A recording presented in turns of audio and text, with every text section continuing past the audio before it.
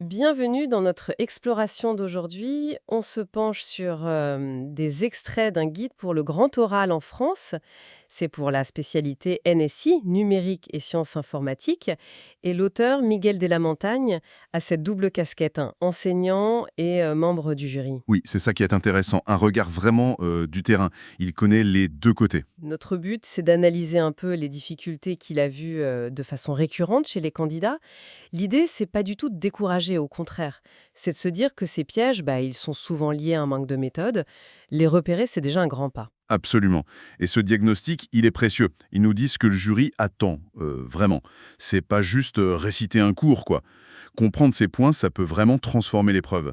D'un truc redouté, ça devient une occasion de montrer sa réflexion. Alors, commençons peut-être par le commencement, la difficulté à problématiser. C'est le piège 1, d'après l'auteur. Trop souvent, la question posée, elle lance pas vraiment de débat, c'est juste un prétexte pour un exposé assez descriptif. C'est exactement ça. Le jury le dit bien. S'il n'y a pas de problématique, qui crée une tension, il n'y a pas d'argumentation. Juste une fiche récitée. Une tension, c'est-à-dire? Mais oui, la problématisation, ça doit donner l'enjeu, le pourquoi on parle de ça. Ça doit inviter à discuter, pas juste fermer la porte avec une définition. Par exemple, demander qu'est-ce qu'un algorithme de tri, bon, c'est descriptif. Mais si on demande en quoi le choix d'un algorithme de tri peut impacter l'expérience utilisateur, là, on doit comparer, peser le pour et le contre. C'est ça qui intéresse. Ah, d'accord, je vois. Il y a une question qui appelle vraiment une réponse construite, argumentée. Et ensuite, il parle de la difficulté à construire un argument solide, le piège 2. Beaucoup d'affirmations, de moi je pense que, mais sans preuve derrière. Ouais. Alors là, l'auteur propose une structure simple mais efficace. Affirmation, preuve, lien. Et le jury, il attend ça. Sans une preuve, un fait, une donnée, même un petit exemple concret, l'affirmation reste une opinion. Elle est un peu creuse. Donc transformer l'opinion en argument. C'est ça.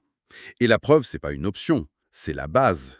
Surtout en NSI, où on peut souvent trouver un exemple technique, même simple, pour illustrer.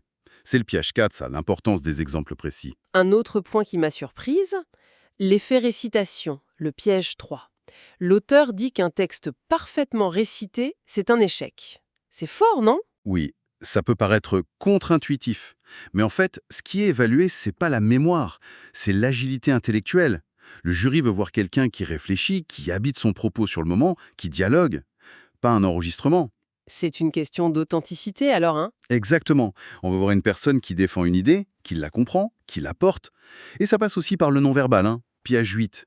Une posture, un regard qui montre qu'on est engagé dans l'échange, ça change tout. Ça traduit la confiance. Et puis il y a le moment redouté, l'échange avec le jury. Le piège 6. Apparemment, même après un bon exposé, certains candidats s'effondrent un peu face aux questions. Pourquoi? Alors, d'après l'auteur, ça peut venir de plusieurs choses. D'abord, une maîtrise parfois un peu juste du sujet, au-delà de ce qui était préparé pour l'exposé. C'est le piège 5. Il faut pouvoir naviguer un peu autour de son sujet. D'accord. Faut connaître un peu plus large que juste son texte. Voilà. Et puis, il y a aussi la capacité à rendre le sujet vivant, le connecter à soi, à sa curiosité, son parcours. C'est le piège 7. Ça rend l'échange plus personnel, plus engagé finalement. Donc montrer pourquoi ce sujet nous intéresse, nous, personnellement. C'est un plus, oui. Et ça mène à un autre point, valoriser l'esprit critique. Piège 11. Pouvoir discuter des limites d'une notion, d'une techno, envisager d'autres pistes, même simplement, ça montre qu'on s'est vraiment approprié le sujet, qu'on a une pensée autonome. Donc, pour résumer un peu tout ça, ce guide montre bien que le grand oral, c'est bien plus qu'une récitation. C'est la capacité à problématiser, à argumenter avec des preuves, à incarner ce qu'on dit et surtout à dialoguer, à réfléchir avec le jury. Tout à fait.